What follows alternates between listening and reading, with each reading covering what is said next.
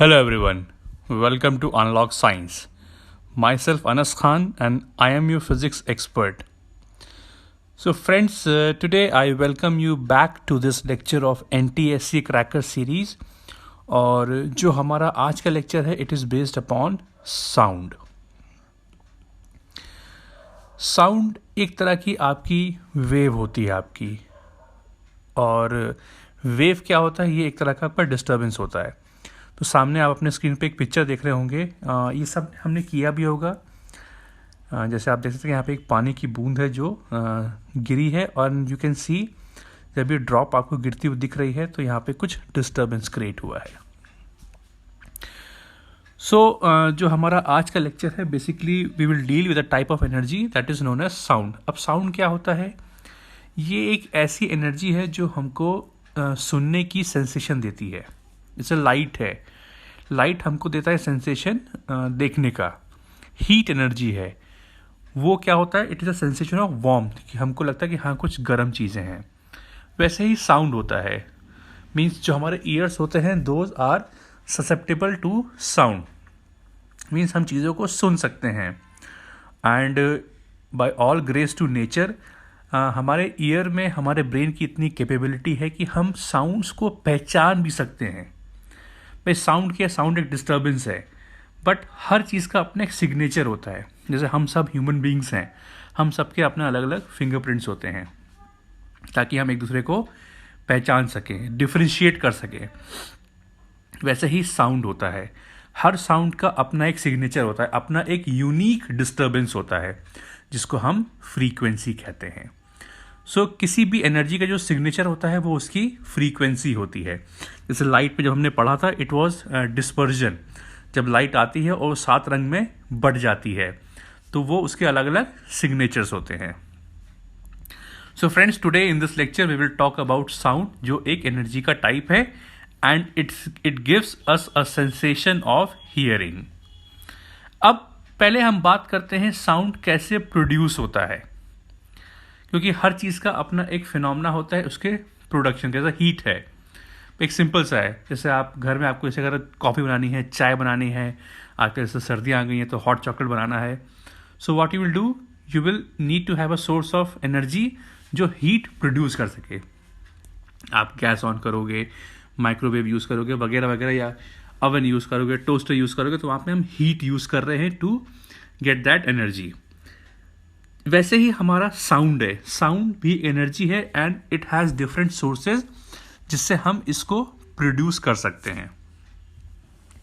Main चीज़ ये है, sound is produce by vibration of the body. कि जब कोई बॉडी आपकी वाइब्रेट करती है then what happens, sound is being produced. तो मैंने आप यहाँ पे आप देख सकते हैं बहुत कुछ कॉमन से एग्जाम्पल आपको दिए हुए हैं. सबसे कॉमन तो आपको यहाँ पे एक ड्रम दिख रहा होगा.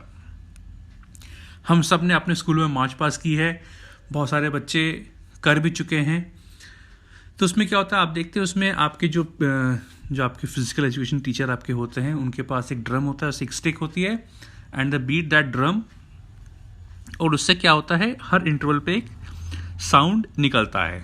So on beating that drum, आप क्या करते हो, उस ड्रम का एक मेम्ब्रेन होता है, उसको हिट करने पे आपका मेम्ब्रेन वाइब्रेट करता है. What is vibration? किसी बॉडी का जो टू एंड फ्रो मोशन होता है उसको हम कहते हैं वाइब्रेशन. तो जो ड्रम आपका जब टू एंड फ्रो मूव करता है या वाइब्रेट करता है, then sound is being produced. अब आप जितना तेज हिट करोगे उतना तेज आपका ड्रम वाइब्रेट करेगा, आपका उतना लाउड साउंड निकलेगा आपका. दूसरा, यहाँ पे ये एक सिंपल पेंडुलम है, यहाँ पे एक बॉब लगा है, मैंने इसको खींचा और छोड़ दिया. जब छोड़ोगे ये यहाँ पे आके इस ट्यूनिंग फोर्स से टकराएगा, तो टकराने पे आवाज़ आती है. तो जब टकराया तो what happens, on collision this tuning force start vibrating, and on vibration it will produce sound energy. So mainly what happens, जब भी आपका बॉडी वाइब्रेट करेगा तो वो साउंड एनर्जी को प्रोड्यूस करेगा. So the basic concept behind the production of sound is that the body should vibrate. तो अगर आपसे कोई पूछे कि भैया साउंड कैसे आएगा, ड्यू टू वाइब्रेशन, तो जैसे जो आप में से बहुत से ऐसे बच्चे होंगे जिनको गाना पसंद होगा, है ना, कहते हैं बड़ा बड़ा ऊंचा गाता है, उसके सुर बड़े अच्छे हैं। क्यों? बिकॉज उनको अपने जो वोकल कॉर्ड होती है उसमें वो एयर कॉलम को जो वाइब्रेशन है उसको वो कंट्रोल कर लेते हैं, तो कहते हैं बड़े सुर में गाते हैं। कुछ लोग होते हैं बड़े बेसुरा गाते हैं, मतलब उनकी आवाज़ ही अच्छी निकलती है। क्यों? Because they are not able to control the vibrations of that air in that vocal cord. तो आवाज़ जो होती है वो सुरीली नहीं निकलती है, वो आवाज़ मतलब म्यूजिक कम होता है, शोर ज़्यादा होता है आपका वो। So this is all about production of sound. अब साउंड की कुछ प्रॉपर्टीज़ हैं। साउंड एक मैकेनिकल वेव है। मैकेनिकल का मतलब ये होता है कि उसमें ऐसे फिनोमेना जो आप देख सकते हो। जैसे यहाँ पे क्या था, हमने ड्रम को बीट किया, तो ये एक मैकेनिकल फिनोमेना है, आप उसको हिट कर रहे हो। तो अगर मैं एक बहुत लेमैन भाषा में समझाऊं कि what is mechanical, mechanical is those process और दो steps which can be seen, heard और felt by any human being और any living organism, that is mechanical. तो जो आपकी काइनेटिक और पोटेंशियल एनर्जी होती है वो मैकेनिकल एनर्जी होती है। क्योंकि काइनेटिक एनर्जी है तो बॉडी के पास स्पीड है, तो वो आप फिनोमेना देख सकते हो, तो काइनेटिक एनर्जी है। पोटेंशियल एनर्जी है, बॉडी का आप पोजीशन चेंज कर रहे हो, होता हुआ देख सकते हो, तो that is a form of mechanical energy.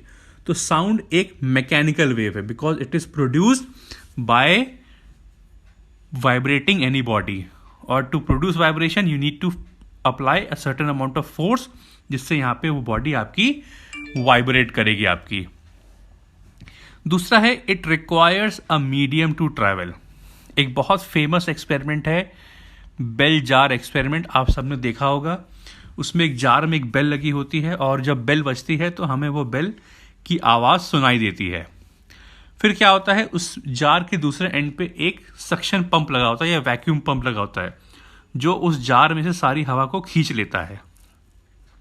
जैसे ही हवा को खींचना शुरू करते हैं तो जो साउंड है बेल का वो धीरे धीरे कम होता जाता है, जिससे ये प्रूफ होता है कि साउंड को मीडियम चाहिए होता है ट्रैवल होने के लिए। मीडियम नहीं होगा, जैसे अगर आप स्पेस में हो और वहाँ सिर्फ वैक्यूम है, तो अगर कोई दोस्त मेरे बहुत दूर खड़ा है कोई और उसको मैं चिल्लाऊँ मैं, तो उसको मेरी आवाज़ सुनाई नहीं देगी आपको। So sound requires a medium to travel. अब बात आती है sound is a longitudinal wave. मतलब ये है कि जो साउंड एनर्जी है उसके प्रोपोगेशन का डायरेक्शन और जो उस मीडियम का पार्टिकल है उसका ऑसिलेशन सेम डायरेक्शन में होता है। So when the energy and mediums particle oscillation are in the same direction, then these are known as longitudinal wave. तो ये तो साउंड की बेसिक चीज़ों के बारे में बात हो गया है। अब देखते हैं होता क्या है। सपोज यहाँ पे मेरी एक ट्यूनिंग फॉर्क है और मैंने इसमें डिस्टर्बेंस क्रिएट किया है, तो क्या होगा, ये ट्यूनिंग फॉर्क इसके अबाउट ऐसे ऑसिलेट करेगी आपकी। आप देख सकते हैं यहाँ पे कि ये एयर है and you can see that there are certain regions in the air which are highly compressed। देख रहे हैं, कहीं कहीं रीजन में आपके एयर के पार्टिकल्स बहुत क्लोज आ गए हैं, कहीं कहीं बहुत दूर चले गए हैं। तो जब ये ट्यूनिंग फॉर्क इस तरफ जाएगा इधर, या मान लिया पहले इधर गया, तो क्या होगा, फोर्क इधर चला गया है तो जो यहाँ पे एयर है उसकी डेंसिटी कम हो जाएगी। तो यहाँ पे क्या हो गया, it forms a region of low density, इसको कहते हैं compression, sorry it is known as rarefaction, low density. फिर जब ट्यूनिंग फोर्क इधर आएगा तो क्या होगा, it will develop a region of high density, so कहते हैं कॉम्प्रेशन। सो ऑन वाइब्रेशन ये क्या होगा, it will develop region of low density and high density. So C is compression, region of high density. So compression is region of high density and rarefaction is region of low density. Since यहाँ पे आपका motion periodic है तो successively आपका compression, rarefaction, तो ये एक wave हो गई। फिर पीरियोडिक फंक्शन है, फिर एक वेव आएगी, तो सक्सेसिव compression, rarefaction आपके डेवलप होते हुए चलेंगे आपके। Now there is one more wave also known as transverse wave। तो हमने यहाँ पे एक सिंपल से एग्जांपल लिया है। सपोज ये मेरी वॉल है और इस वॉल के सहारे एक रोप अटैच है। अब मैंने रोप के इस एंड पे एक डिस्टर्बेंस प्रोड्यूस किया, तो यहाँ पे एक पल्स जनरेट होगी आपकी। तो जब डिस्टर्बेंस आगे चलेगा तो मान लीजिए रोप का ये पार्टिकल है, इस डिस्टर्बेंस को लेगा और अपनी जगह से डिस्प्लेस होगा, फिर नीचे आ जाएगा, और जब नीचे आएगा तो एनर्जी ये आगे वाले को ट्रांसफ़र कर देगा। तो अगला पार्टिकल डिस्प्लेस होगा और जब ये नीचे आएगा तो एनर्जी कुछ आगे पहुंच गई होगी, तो यहाँ का पार्टिकल फिर यहाँ से डिस्प्लेस हो जाएगा। तो आप देख सकते हैं कि आपकी जो एनर्जी है वो राइट में जा रही है और मीडियम का पार्टिकल जो है वो अप एंड डाउन मूव कर रहा है। तो जब एनर्जी का प्रोपगेशन और पार्टिकल का ऑसिलेशन एक दूसरे के होते हैं परपेंडिकुलर, देखिए यहाँ पे जब पार्टिकल का ऑसिलेशन और एनर्जी का प्रोपगेशन आपस में होते हैं 90 डिग्री पे, then that type of waves are known as transverse wave. जब एनर्जी और ऑसिलेशन एक डायरेक्शन में होता है तो लॉन्गिट्यूडनल होता है, और जब एनर्जी और ऑसिलेशन एक दूसरे के परपेंडिकुलर होते हैं तो आपका वो कहलाता है ट्रांसवर्स वेव। और आपका वेव का मोशन कुछ ऐसा ही होता है, आपका कुछ इस तरह बनता है। तो जब पार्टिकल ऑसिलेट कर रहा है तो अपने मीन पॉइंट के अबाउट एक पॉजिटिव मैक्सिमम है, एक नेगेटिव मैक्सिमम है। Positive maximum is known as crest and negative maximum is known as trough. तो क्रेस्ट ट्रफ सक्सेसिवली आपके बनते जाएंगे यहाँ पे। So friend, this was all about the basic knowledge of transverse and longitudinal wave. So I hope जो हमसे class 9 के बच्चे हमारे साथ जुड़े हुए हैं उनको ये चीज़ें क्लियर हो गई होंगी, because unfortunately due to Covid this time class 9 से हमारा साउंड हटा दिया गया है। लेकिन साउंड एक बहुत ही इंपॉर्टेंट सेगमेंट है, तो मैं आपको सजेस्ट करूंगा कि आप साउंड को ज़रूर पढ़ें। मे बी आपके स्कूल्स में आपको पढ़ाया जाए, आपके टीचर्स आपको पढ़ाएं आपको, क्योंकि मैं होपफुल हूँ कि आपके टीचर्स आपको ये साउंड चैप्टर पढ़ाएंगे, बिकॉज ये एक बहुत ही इंपॉर्टेंट चैप्टर है। क्योंकि अगर आप इसी साल आपका जो साउंड हटा है, अगले साल आप NTSC दोगे जो 9th के बच्चे हैं, तो आपको साउंड तो उसमें देना ही देना है। सो इट्स बेटर कि आप साउंड को पढ़ के रखें अपना। वो भले ही साल आपकी उसकी मार्किंग नहीं होगी, बट इट इज़ एडवाइजेबल कि आप साउंड को ज़रूर पढ़ लें। एंड बाकी हम तो आपके लिए हैं ही यहाँ पे। हम इसका डिटेल्ड चैप्टर भी लेके आएंगे जब हम क्लास 9 के लेक्चर्स को टेकअप करेंगे। अभी हम सिर्फ NTSC पर्पज से साउंड चैप्टर को कवर कर रहे हैं, ये मानते हुए कि जो हमारे 10th के बच्चे हैं उनका चैप्टर क्लियर है, and we are just focusing on the questions which will be asked from this chapter. तो आइए आगे बढ़ते हैं। Now let us talk about description of wave. तो हमने यहाँ पे वही ट्रांसवर्स वेव ली है। वेव आपकी कुछ इस तरह बनी है आपकी, ये इसमें क्रेस्ट है, ट्रफ है, क्रेस्ट है, ट्रफ है। So this is positive maximum A and this is negative maximum -A। अब पहली बात, पहला टर्म आता है amplitude. Now what is amplitude? It is the maximum displacement. तो कितना है? It is capital A। तो अपने मीन पॉइंट से ये आपका मैक्सिमम डिस्प्लेसमेंट A या -A। देन अगला टर्म है आपका wavelength. Wavelength is length of wave, length of one wave. Wavelength is length of one wave. तो ये आपकी एक वेव हो गई है, तो जो इसका लेंथ होगा ये, दिस इज कॉल्ड वेवलेंथ।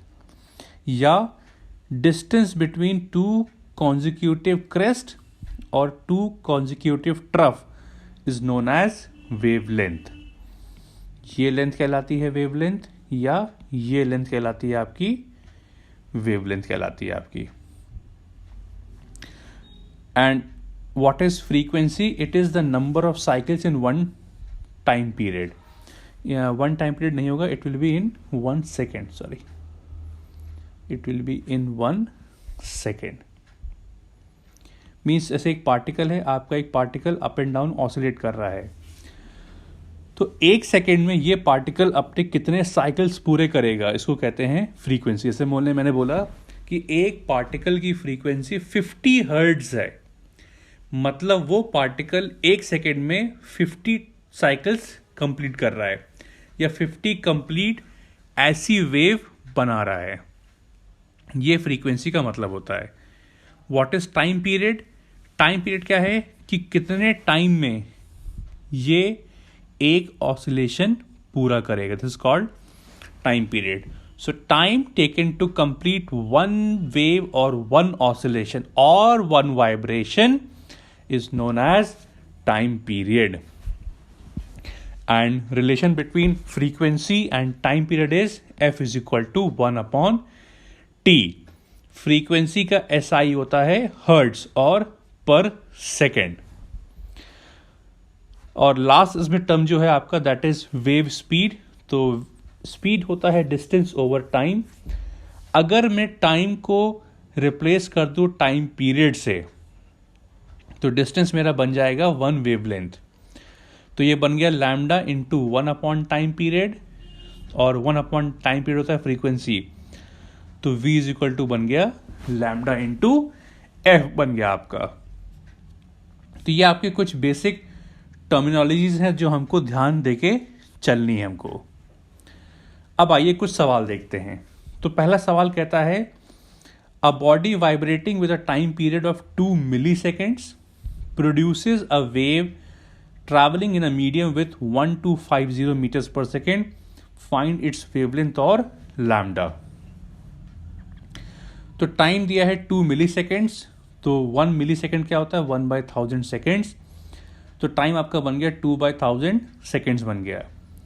और v क्या है लैम्डा बाय कैपिटल T। तो लैम्डा क्या बन जाएगा v इंटू टी। v आपका 1250 है, t आपका 2/1000 है, इसको मल्टीप्लाई करिएगा। सो 1250 इंटू 2 बन जाएगा 2500 अपॉन 1000। तो एक जीरो कट गया यहाँ से, तो ये आ गया 250/100 दैट इज 2.5 मीटर्स।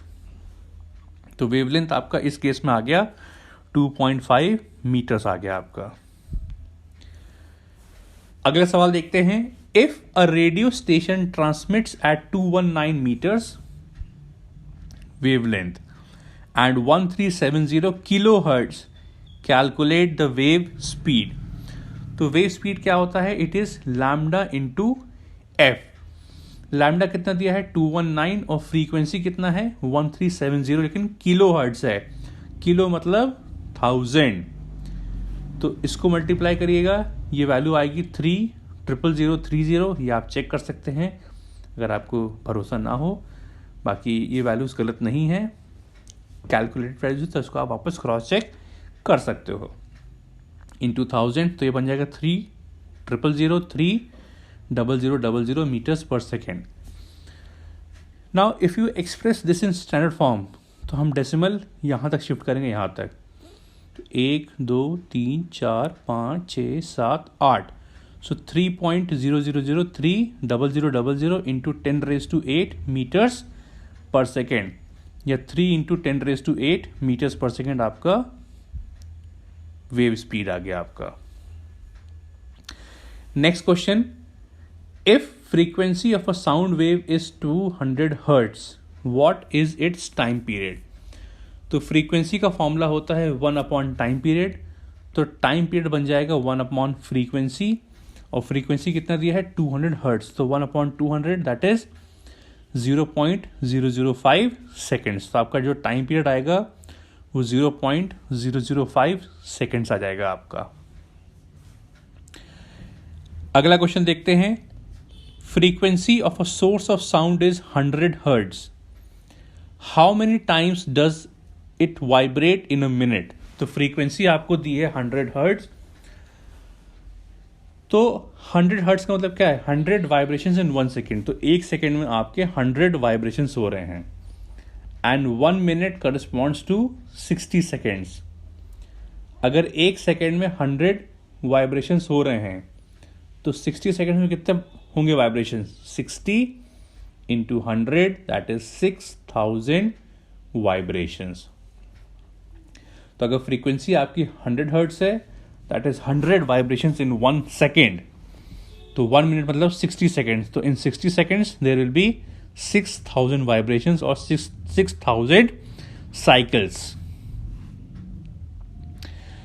तो वो तो अब पिछला टॉपिक हमारा था जिसमें हमने बेसिक टर्म्स को डिस्कस किया and the formula which was concern in that topic was v is equal to lambda F. तो हमको एक फॉर्मूला इसमें याद करना है, इसको नोट कर लीजिए, बड़ा बड़ा कहीं पे लिख लीजिए, v is equal to lambda into F. अब ये v क्या है? v हमारा वेव स्पीड है, लैम्डा क्या है? लैम्डा हमारा वेवलेंथ है, और f क्या है? f हमारी फ्रीक्वेंसी है. तो इन टर्म्स को ध्यान रखिएगा और इसी पे घूम फिर के आपके सवाल आपके एनटीएससी में आएंगे. Now moving on to the next segment of this chapter that is reflection of sound. अब आप कहोगे कि ये तो हमने लाइट में पढ़ा हुआ है, तो नई चीज़ नहीं पढ़ रहे हम लोग. सेम यहाँ पे लाइट वाला फिनोमेना है, बस चेंज क्या है? वहाँ पे लाइट का सोर्स था और यहाँ पे मिरर था. यहाँ पे चेंज क्या हो गया? एक साउंड का सोर्स हो गया है और यहाँ पे एक हार्ड ऑब्स्टिकल है. मान लो कोई दीवार है, कोई शीट है, कोई मेटल प्लेट है, कोई मेटल सरफेस है. तो एक साउंड का सोर्स है, उससे साउंड एक निकल रहा है, सरफेस को यहाँ पे स्ट्राइक किया, तो जहाँ पे स्ट्राइक करेगा वहाँ पे हम ड्रॉ करेंगे एक नॉर्मल. तो इस नॉर्मल से जो इंसिडेंट साउंड है वो एक एंगल बना रहा है. So incident sound with respect to normal is having angle I known as angle of incidence. फिर यहाँ पे एक लिसनर है, तो साउंड आएगा और यहाँ से टकरा के आपका इधर चला जाएगा. तो एक पर्टिकुलर एंगल पे आपको ये साउंड एकदम साफ सुनाई देगा. तो यहाँ पे लिसनर है, लिसनर को एक किसी एंगल पे ये साउंड आपको एकदम क्लियर सुनाई देगा. तो हमने वो एंगल मेजर किया, that is known as angle of reflection. और ये देखा गया कि जब इस लिसनर को इस सोर्स ऑफ साउंड की आवाज़ बहुत साफ साफ सुनाई दे रही है, तो ऑब्जर्व किया गया कि जितने एंगल पे साउंड आपका नॉर्मल से को हिट कर रहा है, उतने ही एंगल पे आपका साउंड वापस रिफ्लेक्ट कर गया है. So in reflection of sound angle of incidence is equal to angle of reflection. यह आपका रिफ्लेक्शन ऑफ साउंड का फिनोमेना है कि फॉर रिफ्लेक्शन ऑफ साउंड, जब आपका साउंड किसी सरफेस को टच कर रहा है तो जितने एंगल पे इंसिडेंट है उतने एंगल से वो रिफ्लेक्ट कर जाएगा, so that this listener is able to hear properly this sound. ये आपका लॉज ऑफ रिफ्लेक्शन का फंडा है, ये I is equal to R. अब इसी पे ही आपका बेस सबसे इंपॉर्टेंट टॉपिक है एको. एको क्या होता है? कभी आपने देखा होगा कि अगर आप कहीं देखो किसी खाली कमरे में जाओ और एक बार चिल्लाओ तो आपको अपनी आवाज़ दोबारा वापस सुनाई देती है. या कभी आप पहाड़ियों पे गए हो तो उसमें दिखा रहा है ना फिल्मों में कि वो खड़े पहाड़ पे चिल्ला रहे हैं तो उनकी आवाज़ पलट के फिर से आ रही है. तो echo is basically is what it is repetition of original sound. Means आपने कुछ बोला और पलट के आपको दोबारा अपनी आवाज़ फिर से सुनाई दे रही है, तो उस फिनोमेना को हम कहते हैं एको. लेकिन ये देखिए ये हर जगह नहीं होता है. जैसे मैंने वो कमरे वाला एग्जांपल लिया, अगर मैं उन कमरों को स्टफ कर दूं या कमरा में छोटा कर दूं तब फिर मुझे एको सुनाई नहीं देती है. या आप मूवी हॉल जाइए, स्टूडियोज जाइए जहाँ पर रिकॉर्डिंग होती है, वहाँ पे एको नहीं होता है क्योंकि because they use sound absorbers. बाकी और भी इंस्ट्रूमेंट्स होते हैं और भी उनके इक्विपमेंट्स होते हैं जो इस एको को एब्जॉर्ब करते हैं. अब पता चला आप 200-300 रुपये का टिकट लेके मूवी देखने गए हो और वहाँ पे उस पिक्चर की 2 बार आवाज़ आ रही है. एक तो साउंड जो ओरिजिनल वो आ रहा है, प्लस जो टकरा के आ रहा है वो भी सुनाई दे रहा है. तो it will be a waste of money. इसीलिए वहाँ पे पिक्चर के टिकट्स महंगे इसलिए भी होते हैं because they use high and instruments और इक्विपमेंट्स ताकि साउंड क्वालिटी आपको अच्छी वो दे सकें आपको वो. अब एको होता क्या है? सपोज आप यहाँ पे आप खड़े हो और यहाँ पे एक पहाड़ी है और आपने कस के चिल्लाया अपना नाम. तो जब चिल्लाया आपने तो आपने क्या किया? आपने साउंड एमिट किया आपने. तो this is the sound emitted by you. आपने कस के बोला हाय, तो आपने साउंड एमिट किया। अब ये साउंड ट्रैवल करेगा। अब सामने मान लो कोई हार्ड ऑब्स्टिकल है, तो अगर आप देखोगे इस सरफेस पे जो साउंड आ रहा है वो ऐसे गिर रहा है, और देखो वो नॉर्मल के अलॉन्ग जा रहा है। Now since this sound is along the normal, so angle of incidence is 0 degree. कुछ के दिमाग में आएगा कि 90 ये तो 90 डिग्री है। जी नहीं, साउंड में हम एंगल लेते हैं नॉर्मल के रिस्पेक्ट में। अगर साउंड इसी के अलॉन्ग जाएगा तो एंगल आई तो 0 डिग्री होगा ना, क्योंकि नॉर्मल से कोई भी एंगल नहीं बन रहा है। तो यहाँ पे साउंड आपका नॉर्मल के अलॉन्ग जा रहा है, तो angle of incidence is 0 degree. और रिफ्लेक्शन में angle I is equal to angle R होता है आपका, तो एंगल आर भी क्या होगा, 0 डिग्री होगा। साउंड आएगा और टकरा के वापस चला जाएगा आपका। फिर स्पीड क्या होता है, डिस्टेंस ओवर टाइम। तो एक डिस्टेंस क्या है, साउंड आया और चला गया, तो टोटल डिस्टेंस क्या है 2d, d plus d। d क्या है, it is the distance between the source and obstacle, ये d है आपका ये। अब कहेंगे कि सर ये 0.1 कहां से आया। देखिए 0.1 सेकेंड्स क्या है, जो हमारा ब्रेन होता है, जब दो साउंड्स हैं तो उस ब्रेन को उन दोनों साउंड्स को आपस में डिफ्रेंशिएट करने के लिए कम से कम 0.1 सेकेंड चाहिए होता है, जिसको हम कहते हैं परसिस्टेंस ऑफ हियरिंग। जैसे मैंने एक साउंड बोला और अगला साउंड बोला, अगर उनके बीच में 0.1 सेकेंड से ज़्यादा गैप है तो आपका जो ईयर है, जो ब्रेन है, वो उन दोनों साउंड्स को अलग अलग परसीव करेगा। तो इसे देखो ना, शोर में आपको क्यों प्रॉब्लम होती है, कहते हैं बहुत शोर है, बिकॉज जो साउंड्स आ रहे हैं वो इतने फ्रीक्वेंट आते हैं कि उनका जो टाइम गैप है वो 0.1 से कम होता है, तो आपका ब्रेन समझ ही नहीं पाता कि साउंड आ कहाँ से रहा है, इसलिए कहते हैं शोर बहुत है। लेकिन जब आप म्यूज़िक वगैरह सुनते हो तो उसमें साउंड्स इतने सिस्टमेटिकली अरेंज होते हैं कि आपका जो ब्रेन है वो एक एक सोर्स ऑफ साउंड को पहचान सकता है, इसीलिए वो साउंड आपको लगता है सूदिंग तो उसको कहते हैं म्यूज़िक, जो साउंड आपको लगता है डिस्टर्बिंग उसको हम कहते हैं नॉइज़। तो म्यूज़िक और नॉइज़ है साउंड, बट एक बड़ा अच्छा लगता है, एक बड़ा ख़राब लगता है। क्यों? बिकॉज एक में ब्रेन समझ ही नहीं पा रहा कि हो क्या रहा है, कहाँ से साउंड आ रहा है, किसका साउंड आ रहा है। म्यूज़िक में क्या होता है कि आप अलग अलग इंस्ट्रूमेंट्स को पहचान सकते हो आप। सो इसीलिए for this listener to differentiate between the incident sound and the reflected sound, there must be at least a time gap of 0.1 seconds. तो इसको जरा मल्टीप्लाई कर दो तो 2d क्या बन जाएगा, 0.1 v बन जाएगा। हमने यहाँ पे साउंड की स्पीड को 344 ले लिया है, बाकी ये वैल्यू आपकी due to temperature, pressure and humidity बदलती रहेगी, कभी 340 होगी, कभी 342 हो जाएगी, इट विल डिपेंड। टेम्परेचर से भी ये वैल्यूज चेंज होती हैं आपकी। तो इसको सॉल्व करने पे आपका d जो आ रहा है वो 17.2 मीटर्स आ रहा है। मतलब एको को होने के लिए डिस्टेंस बिटवीन द लिसनर या source of sound and obstacle should be at least 17.2 meters. मतलब अगर इनके बीच की दूरी इससे कम होगी तो ये लिसनर एको को नहीं सुन पाएगा। मतलब आपने चिल्लाया बट आप अपनी टकराई हुई आवाज को दोबारा नहीं सुन पाओगे, आपको वो एक ही साउंड सुनाई देगा।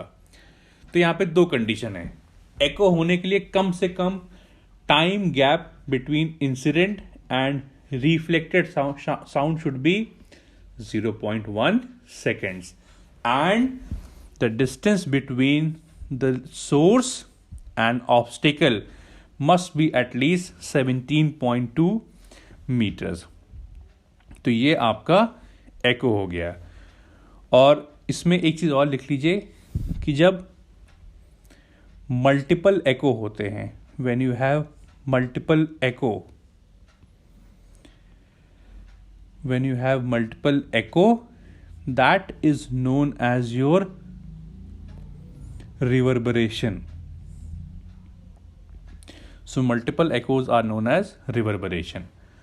तो echo of sound का यूज़ हर जगह, बहुत जगह यूज़ होता है। जैसे आपका जो स्टेथोस्कोप होता है आपका, या जो आपके लाउड स्पीकर्स होते हैं, जो मेगाफोन्स होते हैं, उसमें हम मल्टीपल रिफ्लेक्शन ऑफ साउंड को यूज़ करते हैं, जिसकी वजह से हम आवाज़ को हम एम्पलीफाई कर सकते हैं वहाँ पे हम लोग। तो अब आइए ज़रा हम एको के ऊपर कुछ सवालों को देखते हैं। तो पहला सवाल कहता है कि a man stands at a distance of 255 meter from a cliff. He fires a gun and hears the echo after 1.5 seconds. Calculate the velocity of the sound. तो यहाँ पे आपका डिस्टेंस जो दिया है सोर्स और ऑब्स्टेकल का, वो 255 मीटर दिया है। टाइम आपका 1.5 सेकेंड्स है। तो v इज इक्वल टू होता है 2d अपॉन टी। तो d हमने पुट किया 255 अपॉन टाइम है 1.5, तो 2 into 255 will give you 510 upon 1.5। Divide करेंगे तो आपको साउंड की स्पीड 340 मीटर्स पर सेकेंड मिल जाएगी आपकी। So this is the value which you will obtain upon solving this question. आसान सवाल था, सिर्फ फॉर्मूला बेस्ड था, कोई बहुत मुश्किल नहीं था। तो जैसे अगर आप देख रहे हो साउंड चैप्टर के जो न्यूमेरिकल्स हैं कंपेयर टू अदर चैप्टर था, जैसे लाइट था, करंट था, मोशन था, लॉज ऑफ मोशन था, ग्रेविटेशन था, इसके सवाल कंपेरेटिवली बहुत ईजी हैं आपके, क्योंकि यहाँ पे सिंपली सब फॉर्मूला बेस्ड आपके सवाल हैं यहाँ पे। अगला सवाल देखते हैं। अगला सवाल कहता है a boy stands 85 meter in front of a high wall and then blows a whistle. Calculate the time interval when he hears an echo. Speed of sound यहाँ पे 340 मीटर्स पर सेकेंड दिया हुआ है। तो v इज इक्वल टू होता है 2d upon T. तो यहाँ पे d पुट कर दिए 85 अपॉन टी, और t क्या बन जाएगा 2 इंटू 85 अपॉन v आपका 340 है। तो इसमें लिखा हूँ 170 बाई 340, 0 0 कैंसिल, तो ये बन जाएगा 17 by 34, that is 1/2, and 1/2 is 0.5 seconds. तो यहाँ पे जो टाइम है आपका एको सुनने का वो 0.5 सेकेंड्स है आपका। अगला सवाल ये कहता है an echo is heard in 3 seconds. What is the distance of the reflecting surface? Speed of sound यहाँ पे 342 मीटर्स पर सेकेंड दिया हुआ है। तो v होता है 2d अपॉन टी, तो d बन जाएगा v into T upon 2। v आपको दिया है 342, टाइम दिया है 3 सेकेंड्स अपॉन 2, तो 3/2 बन जाएगा 1.5, तो 342 into 1.5 will give you 513 meters. So distance of the reflecting surface from the source of sound is 513 meters. आसान सवाल था, सिंपली यहाँ पे फॉर्मूला हमको v is equal to 2d upon T use करना था हमको। अगला सवाल देखते हैं। इस बोला है कि यहाँ पे 2 क्लिफ दिए हैं, एक क्लिफ 1 है, एक क्लिफ 2 है, जिनके बीच की दूरी यहाँ पे स्मॉल d दे के रखी हुई है। ये एक आदमी बीच में खड़ा हुआ है जिसकी क्लिफ 1 से दूरी d1 है और क्लिफ 2 से दूरी d2 है। फिर इसने यहाँ से कुछ साउंड एमिट किया, तो यहाँ से साउंड गया, टकरा के लौटा। तो क्लिफ 1 से इसको एको सुनने में लग रहा है 2 सेकेंड, और क्लिफ 2 से इसको लग रहा है 3 सेकेंड्स एको को सुनने में। तो फॉर्मूला क्या है, v is equal to 2d by T. तो पहले हम पहली एको की बात करते हैं। यहाँ पे टाइम कितना है 2 सेकेंड्स, तो v बन जाएगा 2d1 बाई t1। तो d1 क्या बन जाएगा v t1 बाई 2। तो v दिया है 340, ये दे के रखा हुआ था, टाइम इज 2 अपॉन 2, तो 2 और 2 cancel. Distance of first cliff from this person is 340 meters. अब हम बात करते हैं सेकेंड एको की। तो d2 क्या बन जाएगा v इंटू t2 बाय 2। तो v आपका 340 है, t2 आपका 3 है, अपॉन टाइम आपका 2 है। सो 3 अपॉन 2 इज 1.5, या 2 से कैंसिल कर दिए तो 170 बन जाएगा, और 170 इंटू 3 is 510। And distance between the cliff is d, that is d1 plus d2। 340 plus 510 is 850 meters. तो ये तो हमारी बात हो गई, एको के बारे में बात हो गई।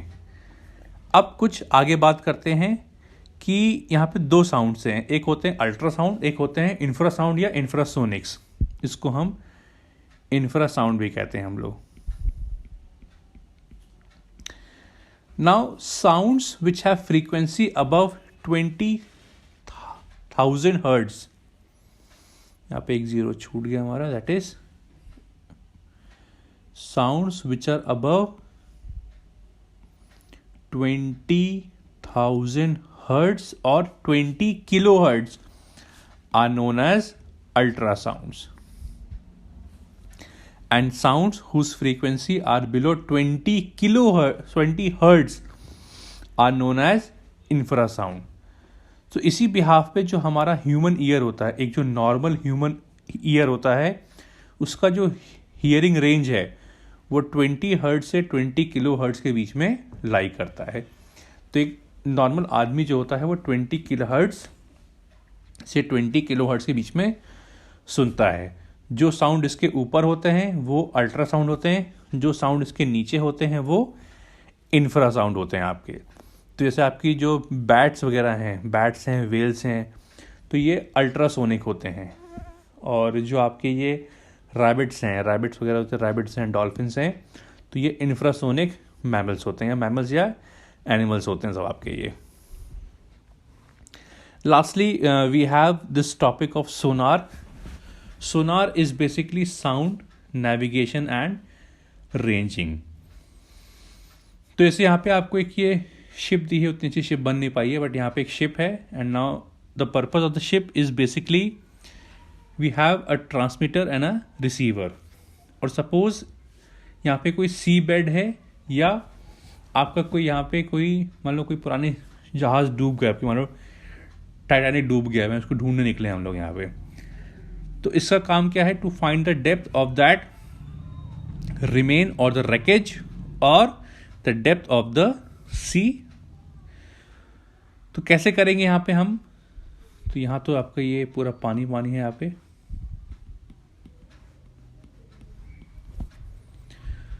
तो क्या करते हैं, ट्रांसमीटर ने एक साउंड एमिट किया. Now this is a hard obstacle. तो साउंड क्या होगा, वापस आपका टकरा के रिसीवर के पास पहुंच जाएगा आपका. कहीं कहीं जो होता है आपका जो ट्रांसमीटर रिसीवर है वो एक ही पॉइंट में बिल्डअप होते हैं. तो इसी पे ही आपका ट्रांसमीटर होता है, इसी पे आपका रिसीवर होता है. तो क्या होता है, आपका साउंड जाता है और टकरा के वापस लौट आता है. तो यहाँ पे हम बेसिकली एको वाला फिनोमेना यूज़ कर रहे हैं. तो स्पीड क्या होता है, डिस्टेंस ओवर टाइम. अब डिस्टेंस क्या है, एक बार गया नीचे फिर गया ऊपर, तो टोटल डिस्टेंस कितना है, 2d है upon t. t is time. तो suppose we need to find the distance of the sea bed.